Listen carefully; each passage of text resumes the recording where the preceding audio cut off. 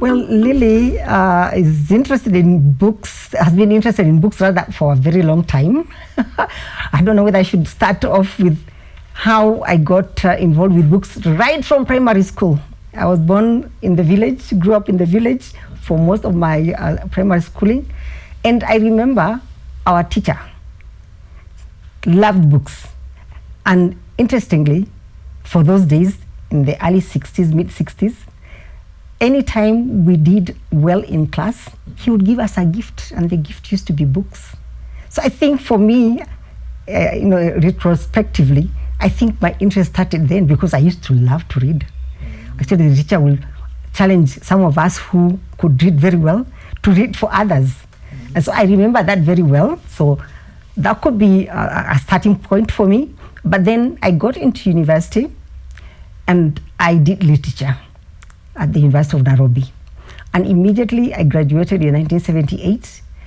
I wasn't so intentional, but somehow when I was looking for a job, I would say the good Lord led me to the Kenya National Library Services as a trainee librarian.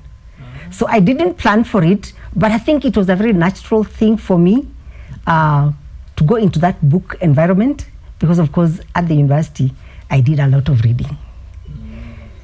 All kinds of course books and, around the world, not only from Kenya, but around the world, we did a lot of reading. So I think for me, it was a natural thing. And I remember being in Kenya National Library Services, and I read, and all my colleagues around were reading. So I think that book environment was also very good for me in terms of solidifying my interest in books. I got trained as a librarian in 1980, and I came back, and I think I was really lucky. For a number of years, I was very much in the center of the Kenya Library Association. Actually, I served first as assistant secretary, then as secretary to Kenya Library Association. And I would say that it is at that time when I think God just wanted it that way, because I got involved with so many of book activities, conferences, seminars, things like that, where I was exposed to the publishing industry in Kenya to begin with. So I got involved with the big names then of publishing in Kenya, Dr. Henry Chakava, the likes of David Mwita, and others. So I was so lucky in the sense that as secretary to Kenya Library Association, I got this big opportunity to be involved in book development matters. And so through these workshops and seminars, I learned so much about what a book industry entails, because it's wide. And so I had this privilege of working with writers, booksellers, librarians, printers, and of course the Minister of Education, because we had to work a lot with the Minister of Education, and most of the workshops and seminars, there will be representatives from the Minister of Education. And so we had a lot of initiatives in terms of even like discussing the need for a book policy in Kenya. I was in the center of it because I remember one of the major conferences that was supported by UNESCO through the Kenya National Commission for UNESCO. I was actually the rapporteur of that conference. So all those involvements really gave me a lot of opportunity to just understand what it is that makes up the book industry, what needs to be done, and the need, therefore, to work closely with the government to be able to make things work, because it's an intricate industry and many people don't understand it.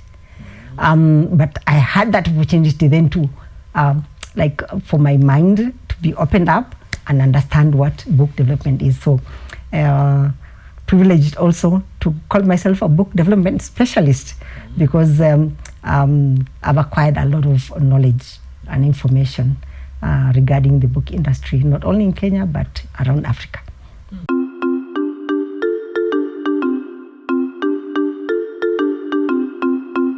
So then a book policy really will be a document of statements that commit mostly the government and the book industry stakeholders, from authors, publishers, booksellers, librarians, readers even, to be able to work together in a regulated manner, harmonious manner, in order for the industry to serve all the stakeholders within the book industry.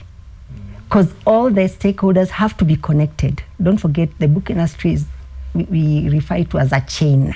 And if you know, a chain cannot really work if one piece is broken. So it is so necessary for a policy that now brings all the interests together. All the interests are known by everybody, so that an author would respect a publisher would respect a bookseller would respect a librarian, and vice versa. You know, all the people must understand their roles and agree to work properly together for the benefit of the industry. And of course, as you know, publishing really has the target, the readers. The readers have to be facilitated in a coordinated manner, and in a manner that gives them the benefit of acquiring the knowledge and skills that they need, that the industry produces.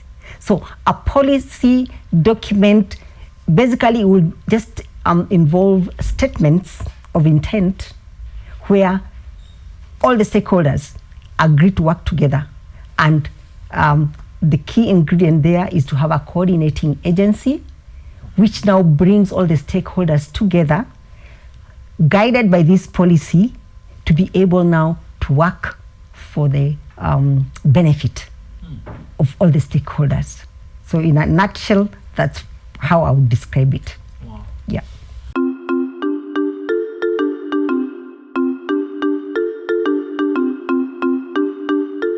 Okay, so that's a very good question.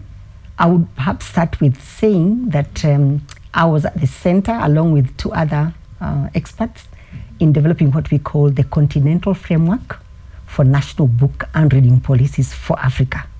It was an initiative by the Africa Union, supported by ADEA and the United States International Development Agency, USAID, which unfortunately has folded up now.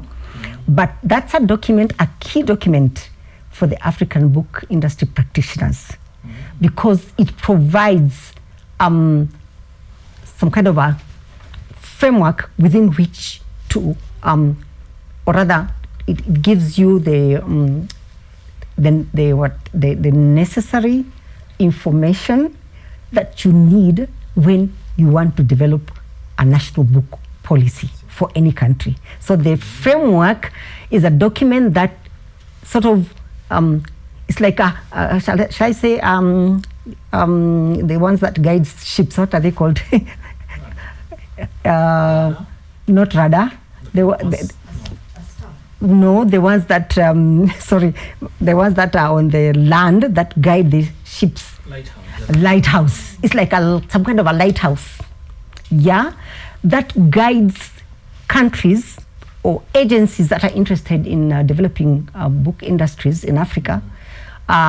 So then, for instance, it will guide you on the cultural aspects, why a book policy is important, the political aspects, the educational aspects that you must now then understand in order to develop a book policy for your country. So that's one important document that we managed to produce, the Continental Framework for reading policies in Africa. And then also we did what we call a toolkit for national book and reading policies as well. So that is sort of like a pointed document on how to how to develop a national book and reading policy. So we have all those documents ready, readily available on the ADEA website. That's the Association for the Development of Education in Africa.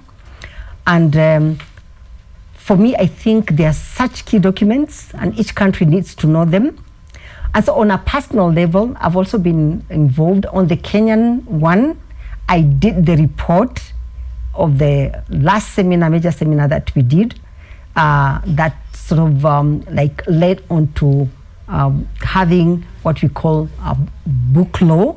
Although, of course, for Kenya, we reached a stage where we couldn't go further than the document that we produced. So we left it at that and hoping to pick it up a little later, hopefully. But one of the exciting projects that I was involved in was for Malawi.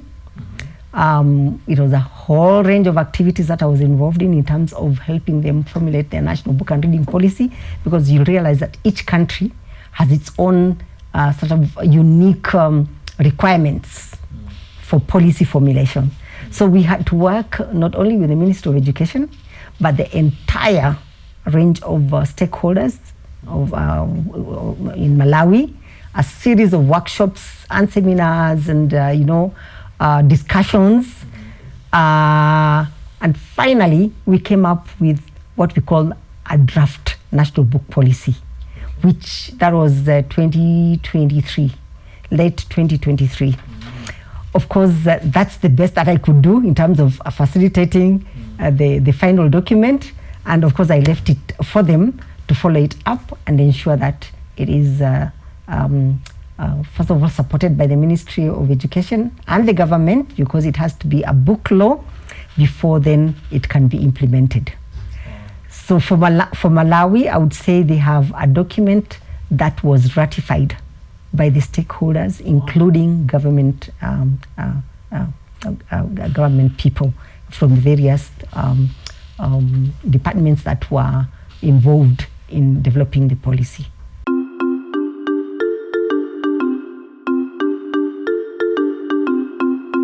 Yes, so unfortunately, there's only one country right now that I can speak of that has, first of all, what we call a book development council, because I talked about a policy needing coordination through an agency, and the agency, usually we call it the National Book Development Council. So the only country right now which has one that is functioning is Ghana. Oh. Yes, Ghana has a functioning National Book and Development Council. They are in the process of having the final draft for their book policy, because interestingly, they started with the agency first before they could actually formulate the policy. Oh. So South Africa as well had a very, provided a model for book policy formulation and implementation. They actually did it for a while, but unfortunately, they too started off as an institution and were busy trying to do their policy, but unfortunately, due to lack of funding, they also didn't get very far, but they're hoping to pick it up again. I understand there have been people who are working on it, so I don't know how it's going to develop, but that is something that is so useful, because at least once you have the policy, then you can be sure the government is in it, because that's one thing that I must emphasize, that unless the government is in that policy formulation and implementation, I'm afraid nothing much will happen, because it requires a lot of investment, because there'll be need for a lot of training, for instance, capacity building, providing incentives to the book industry practitioners, particularly publishers. You know, publishing is an intense, it's an intensive, in terms of the financial requirements, it's rather intensive. But the government can actually come in by giving subsidies and general support, like, not levying taxes on books and things like that, and materials production, and the equipment that is required for printing. So governments are very key in book development.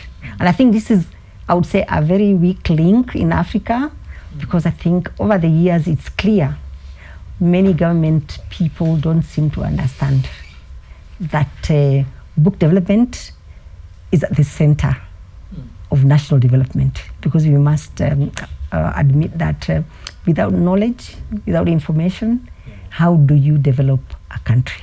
How do you support the various sectors of national development if people are not well informed? And we can only say publishing industries are better equipped if they are facilitated rather, with the right kind of training and things like that. That's the only way they can produce materials that also support the national development efforts across the various sectors.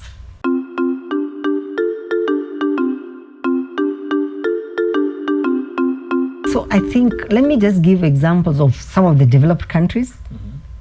The US, for instance, the UK, India is a good example, the Philippines. There, the government actually sets funds aside to support author development, booksellers, publishers. They actually set funds aside. So that's very key. They also recognize and support their authors through, say, awards, which I think in Africa we have not done very well. They support exhibitions, book fairs, and the like. By the way, also Egypt has done very well in terms of supporting their book industry. Even Morocco has done fairly well. They may not have a policy per se, but where the government is fully involved and they're putting in funds to support the stakeholders, things seem to work very well. So the capacity building aspect is very important, especially for authors, because most authors, you know, they may be just individuals. And in some cases, people who are just coming up, they may not have money to develop their manuscripts. But if the government has a fund through, say, an institution like a book trust, because for instance, in the UK and in the US, they have what they call national book trusts. Yeah? Okay. And they, through such trusts, they are able then to support the stakeholders in terms of capacity building and, you know, helping them, you know, move on with the trends, new trends in publishing and things like that.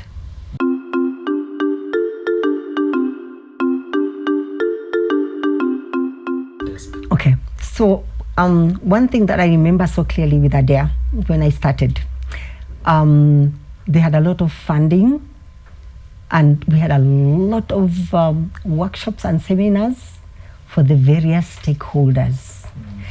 And they were useful because then if you brought together, for instance, booksellers, publishers, and authors in one room, there would be very useful conversations that would have gone on in terms of each stakeholder understanding, why should I support publishers if I'm a bookseller? Why should I cooperate with the authors if you are a publisher? And I remember in those early days, we used to have what we called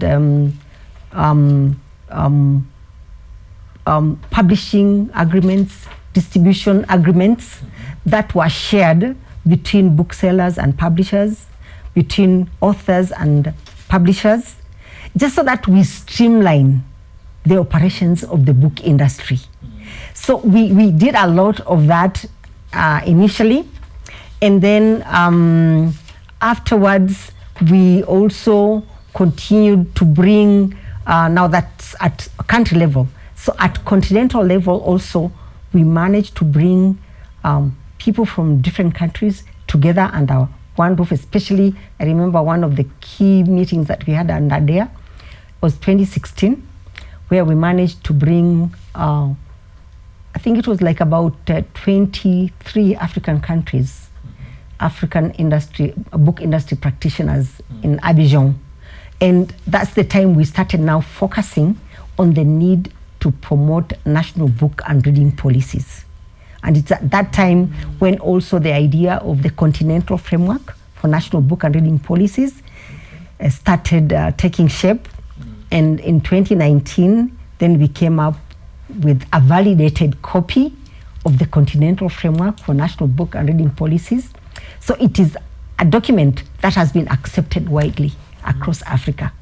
And if one was serious to develop the book industry in Africa, they will have no problem. So those are some of the things that we did. And then, of course, plus I told you, we developed a toolkit on national book and reading policies. Yeah, and so we have a lot of resources.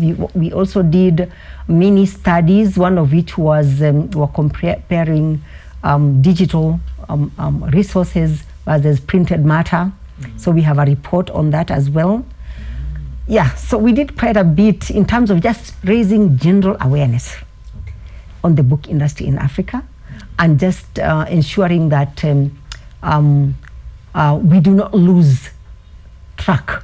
Because, don't forget, perhaps I should mention this, that in the 70s and 80s, UNESCO had a keen interest in ensuring that each African country has a national book and reading policy.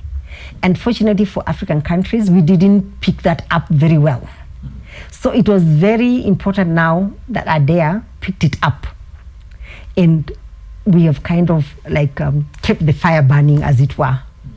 We would wish to see more happening, especially through Africa Speaks, because I see you're also on that trajectory. And I'm hoping that perhaps along with ADEA and other interested parties, that kind of conversation should continue to go on, in my view, because it's very key.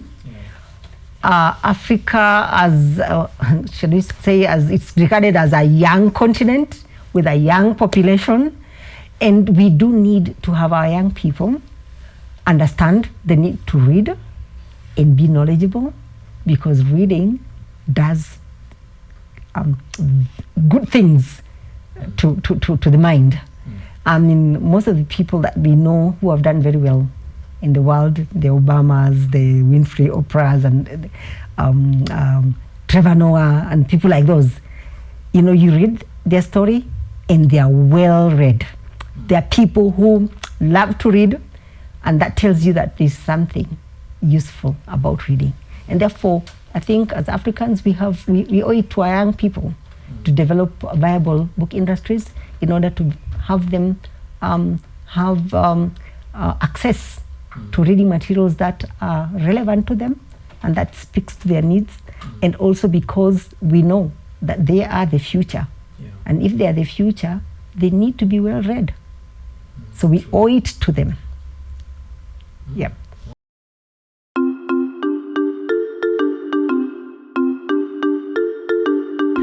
One would have wanted perhaps the church to be more involved.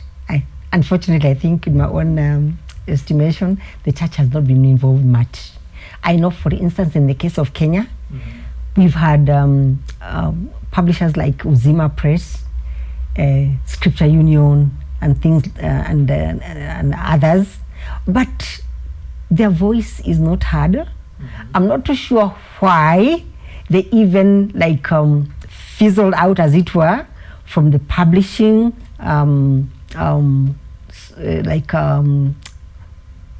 interests, especially to do with, say, textbooks, because those days, I think they're the ones, the Christian missionaries are the ones who used to produce books that were used in classrooms even. And in the case, say, of Malawi, I know you know about Malawi and claim, somehow they've managed to remain at the center, but not so for many African countries.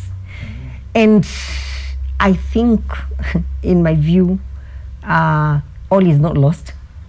The fact that there is Africa Speaks now, which is focusing their interests on publishing in Africa, I think you have a very unique opportunity to work with the ministries of education, because usually it's the ministry of education that sort of drive this agenda for curriculum development and materials production, and they have these panels that they have to vet the materials and all that.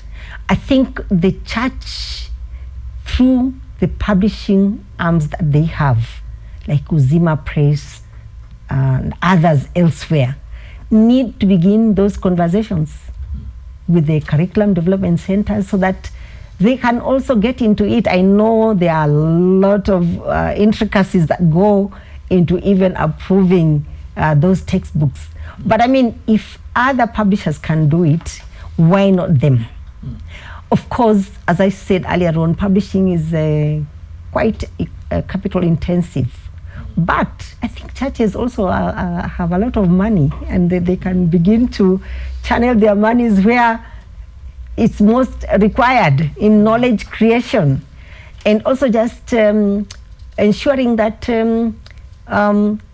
people get to know how to read and appreciate books and reading as they move along. Because I mean, I'm also involved in the church as a lay reader, and I must lament the fact that we don't do much in terms of promoting literacy, even within the churches. So there is the weakness. But I think we have the opportunity to get back to that space and just get to some strategies of how to also get, for instance, into the textbook market. Because, of course, as you know, the textbook market is the bread and butter of publishing anywhere in the world. And so if really the churches need also to get that slice, they must get into it, because nobody's going to give it to them for free.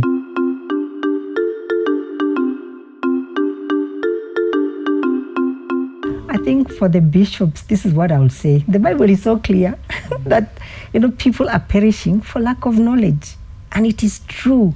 It's not just the Word of God alone. It's also knowledge about how the world works. Because I think for Africa, we've missed out because we do not produce enough knowledge that can empower our people.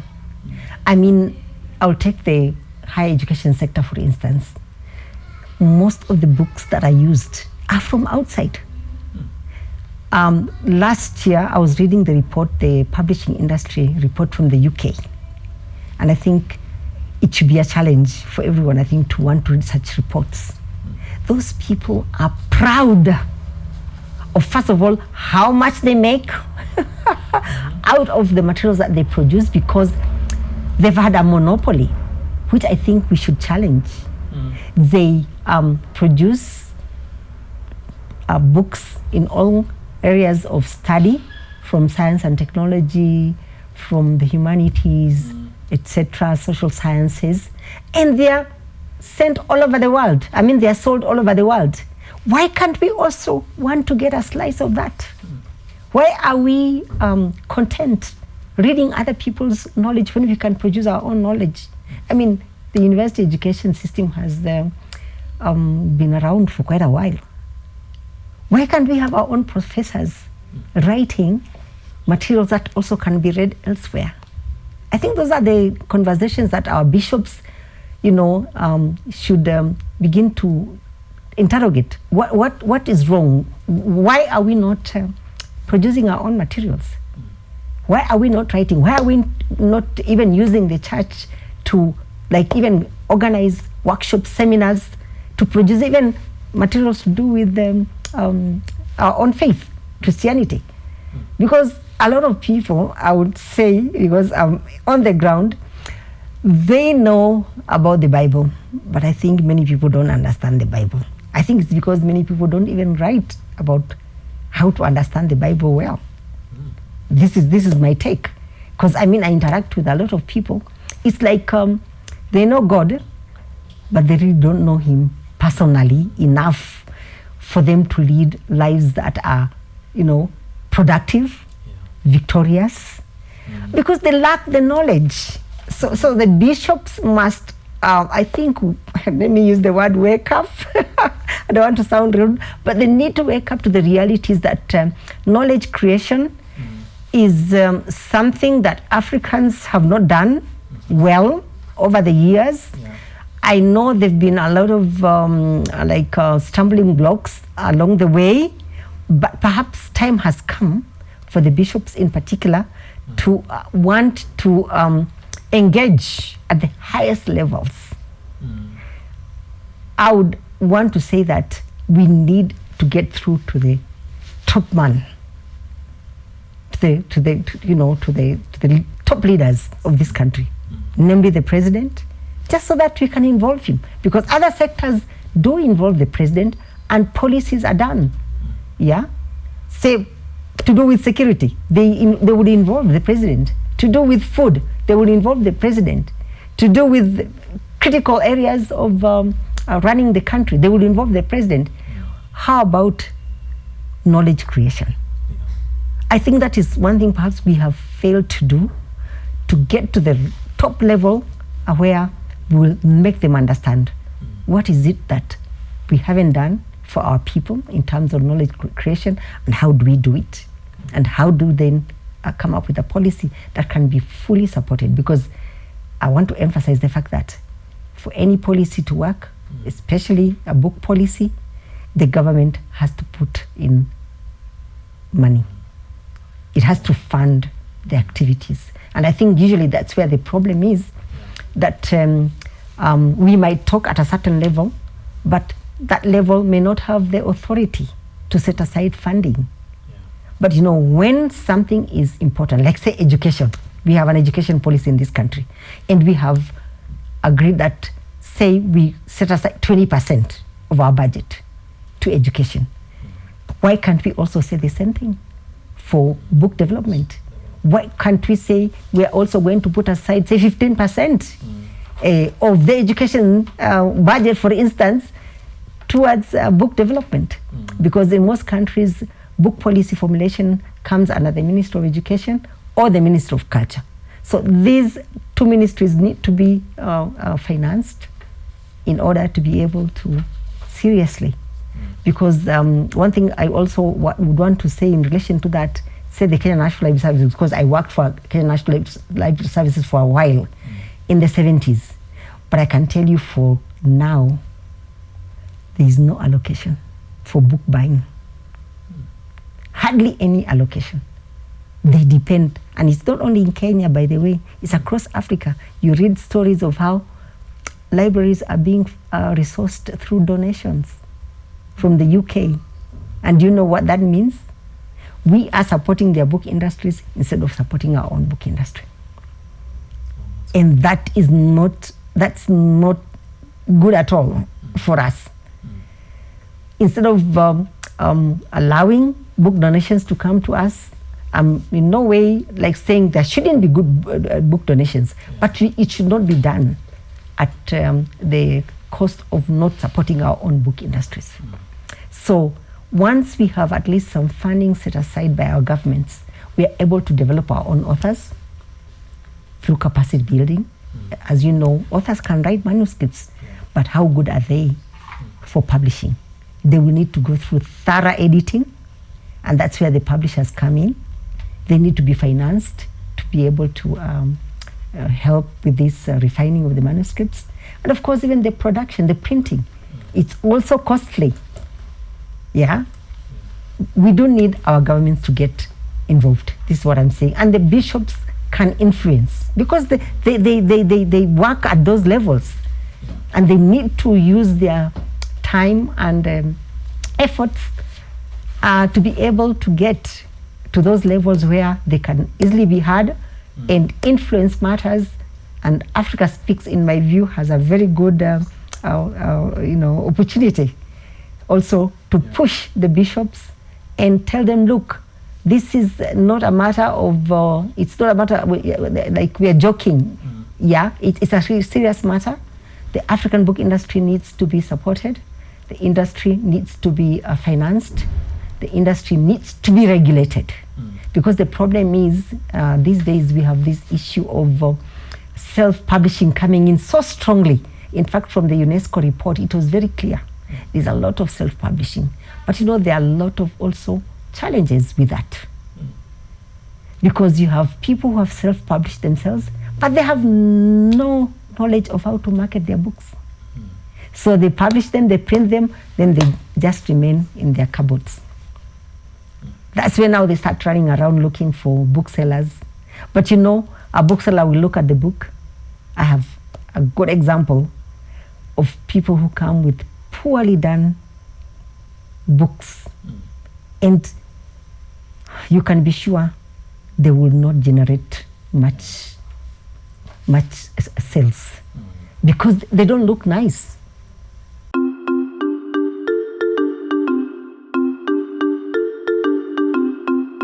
So Afrireads started in 2020 rather, immediately after I retired from Moi University, because I was the bookshop manager for Moi University for 22 years. And you'd imagine that I acquired a lot of skills and knowledge, a lot of contacts. And so really Afrireads came out of my own personal involvement in the book industry, knowing that I have a lot of knowledge, a lot of skills, a lot of contacts that I needed to keep alive. And so I started Afrireads also because I'm in the network for the Tony Elumelu Foundation Entrepreneurship Program.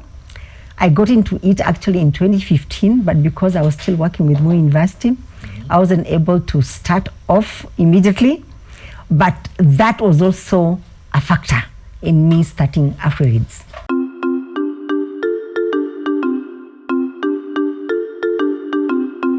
So it's very interesting because Tony Elumelu is one of the philanthropists in this African continent who actually has approached entrepreneurship in a very interesting and very practical way. First of all, he gives seed funding. Before the seed funding, he will offer mentorship in business management. This is how I benefited so well in terms of getting practical knowledge of how to run a business as profitably as possible. So he gave us mentoring on all aspects of actually business management, from selling, marketing, branding, financial management, and all that. And then, of course, once we finished successfully the mentorship program, he gave us the seed funding. Yeah, which was such an incentive for me in particular, because then that enabled me to do the fixtures. Yeah, I started doing the fixtures immediately. Actually, I got the money and just kept them aside.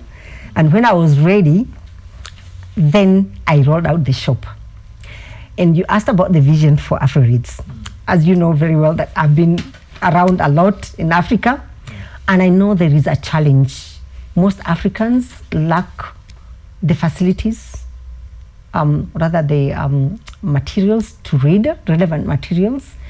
And so I said to myself, I will go out there in my, shall I say, my retired space to begin to ensure that at least within Eldoret, I have an outlet where people can come and pick all kinds of books to meet their reading needs. So Afrireads was inspired by the need for me to fulfill the reading needs, not only for Eldoret, for Kenya, but for Africa. Because I'm saying Africa, everywhere I've been, there is that problem.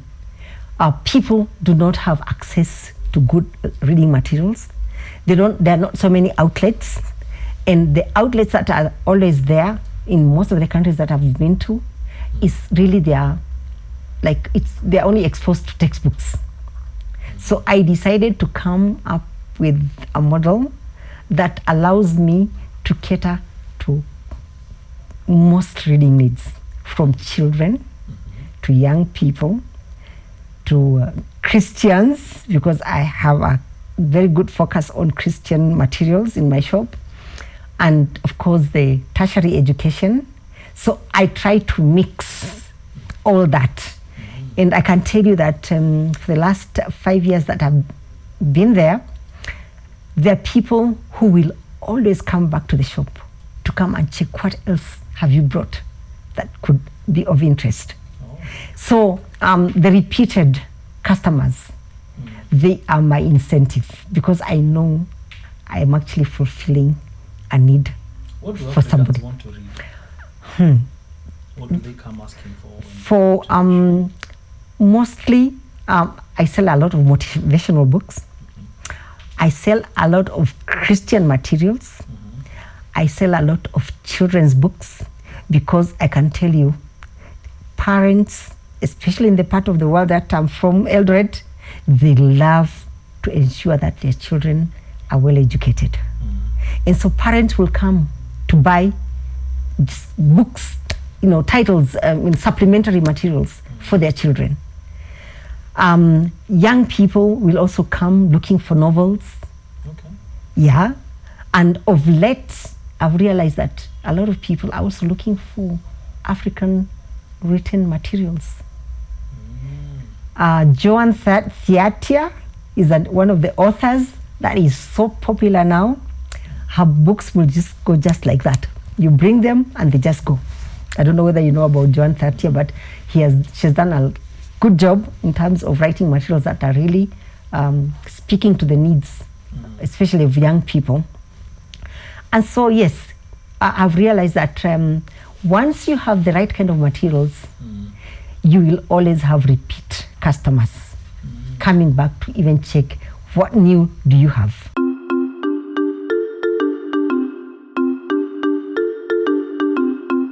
It is viable. I think it is so wrong for people who have been saying that Africans don't read. I don't think that is true, if you ask me. I think whoever came up with that kind of a statement was not well-meaning, because I think the interest to read comes out of, do I have what I want to read? And I can tell you that customers will come and they see a particular title. If they want it, they will not even hesitate 1 minute. They will buy it anyway. So it's a question of having the right materials. And I think that's where now there's a challenge, especially for governments and people in the book industry. We do perhaps need to do readership surveys, which in my view has not been done much. We want to be sure when people are writing and publishing, who are they writing? What kind of materials are they writing? But I can tell you, whatever, with or without those readership surveys, there are people who will always come back to come and check what is there that you have that I haven't read. And for me, that really is just, it's so fulfilling. And I feel that I'm in the right space because, of course, over the years, I have believed in the power of reading and knowledge and information. And for people who understand the value of books and reading, they will always come back for more. And so, to your question, whether, in fact, bookselling is viable, is very viable. I think you only need to know your customers. You only need to know also what is available in the market. And, put it out there.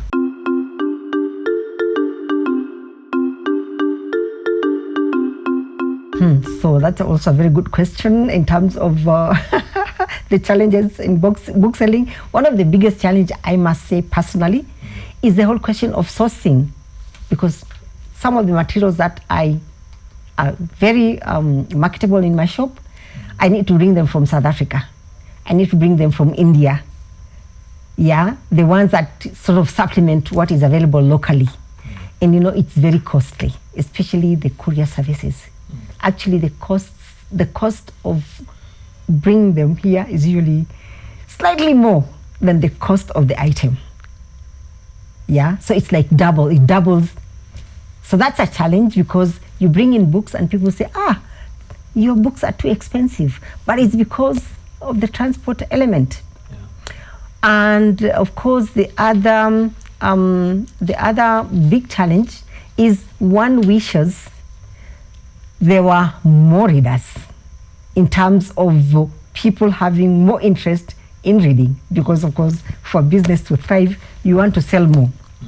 And I think a lot of people also are ignorant of where to find books.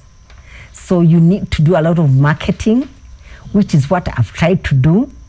But what I've also seen, the marketing drives that I've done have actually borne some dividends, because a lot of people now know us and they're able to look for us either online or at the physical shop in Eldoret, And for me, I feel that is very, very fulfilling. So, of course, marketing is not an easy thing. It's not cheap either. You need to spend a lot of money on social media, Facebook, whatever. You need to sponsor the ads every so often, and that's expensive, but I think it is worth the while. So those are some of the challenges, and and also even just getting to have the right distributors coming on board, because then you'll have consolidators, say in India, in the UK. Getting their confidence is not easy because most of them will demand payment up front, and sometimes you don't have all the money that you need. So those are some of the challenges that one may encounter. But of course, with time, once they get to know that you're able to pay, even with the first orders, they can begin to open up.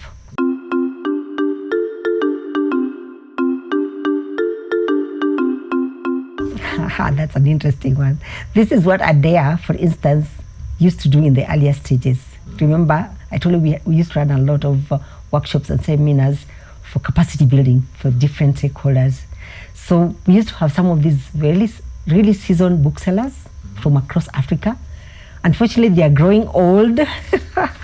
But I know, for instance, the Kenya Booksellers and Stationers Association in Kenya used to do a lot of training for booksellers. But unfortunately, because of lack of support from the government, especially in the recent past, booksellers have not really benefited from book supplies to schools. So the Kenya Booksellers has kind of, not died down, but it has stopped some of the activities that they used to have in terms of training. So we have a weakness there that has come because of lack of support. But the Kenya Booksellers used to do a very good job in terms of training booksellers. And of course, through ADEA also, we did a lot of that.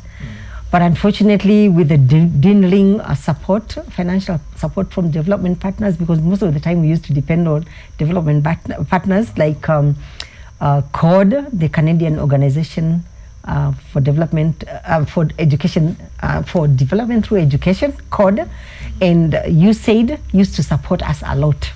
But unfortunately, as you know, USAID now has folded up.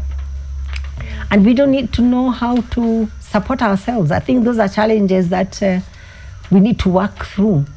But where there is a well-regulated book industry with, say, a book council operating, the book council should have budgets for training of all the stakeholders. And I think that's where the strength of Book Development Council is very important in terms of it being available to support the various stakeholders.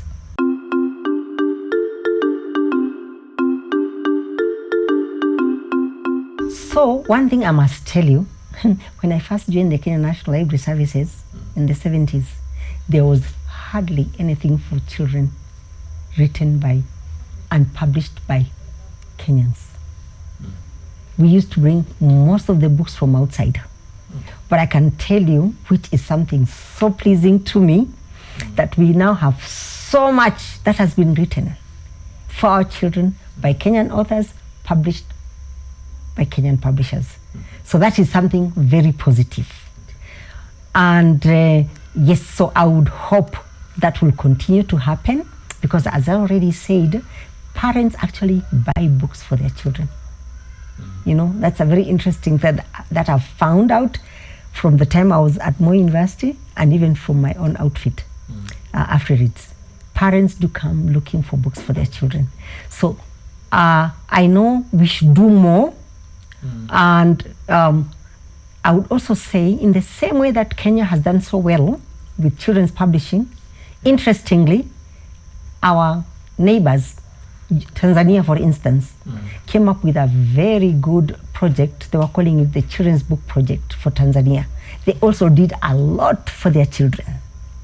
Uganda, too, has done fairly well. I know also Ethiopia has done fairly well in terms of publishing for their children. And when you get to West African countries, Nigeria has done very well. Ghana has also done very well. Apparently also Sierra Leone has done very well in terms of writing for their children. Yeah, so I think we have picked up very well. Of course, South Africa is one of the top countries in terms of publishing. Zambia too has done fairly well. Malawi, ish, but they've also tried. Yeah.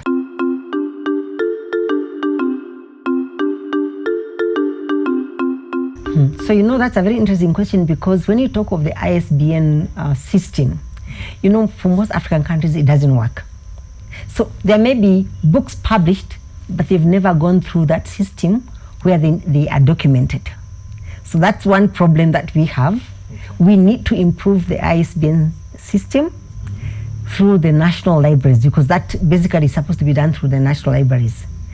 But I think we've lost a lot of traction in terms of bringing all the stakeholders together, where we can be discussing some of these issues, where we need to discuss, say, copyright issues, and the need to have national bibliographies, which unfortunately for most African countries are non-existent almost. Even if they were there then, they are no longer there.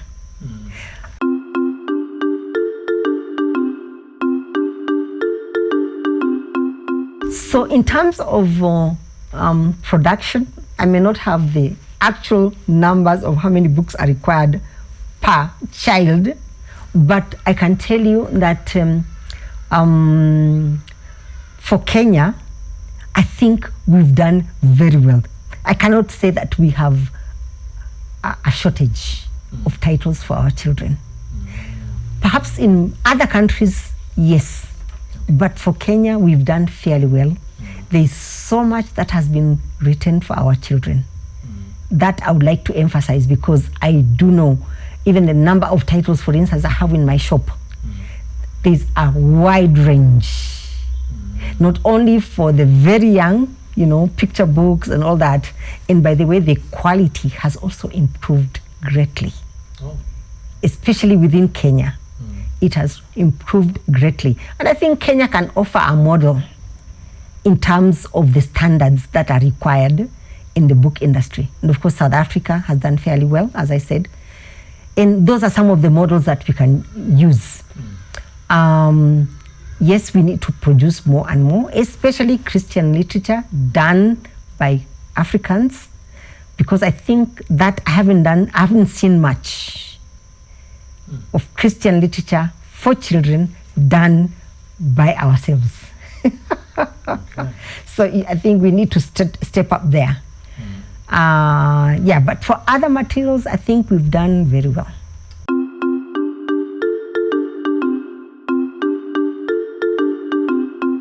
My parting shot will be basically to point people back to the UNESCO report that was recently unveiled, where it was clear that there is great potential for publishing in Africa. It's just that the Africans themselves have to pick up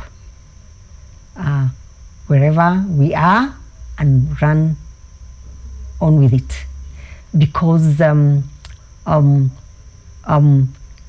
the statistics were very clear. Currently, on an annual basis, I think we produce books 7 billion, but we have the potential to go up to even 18-point-something billion per year. And so you can see, in US dollars. Yes.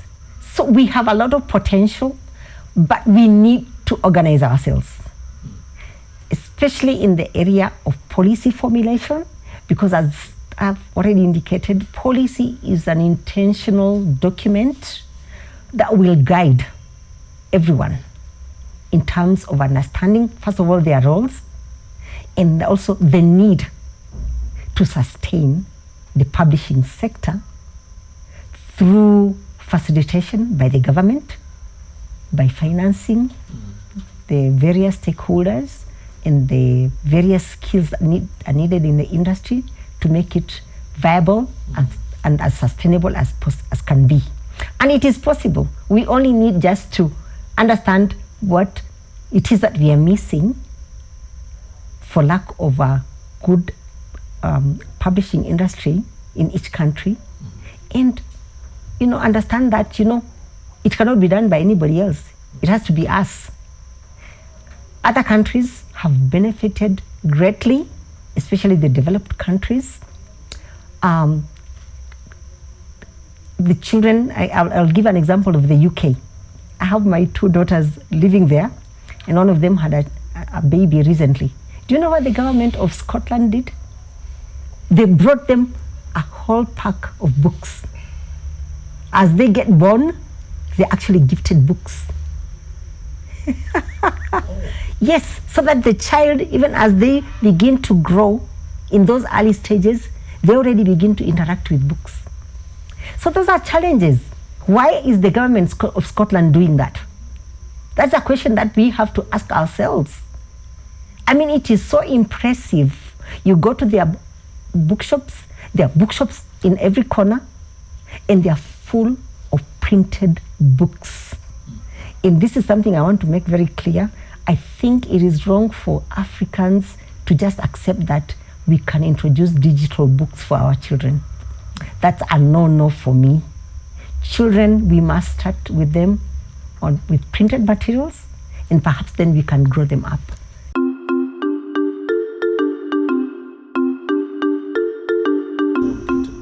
Printed books are easier for children because you can hold the book and you can turn the pages. And especially if the book is nice and colorfully done, it begins already to interest the child. That this is something interesting that I want to be related with. Can I tell you, that grandchild that I'm talking about, she's about 1 year, 8 months. Last night I was talking to her and she had her book and she was trying to read it for me. That's the magic of printed books for children. And we must be very intentional. I mean very intentional for Africans not to think that digital materials are the right thing for our children.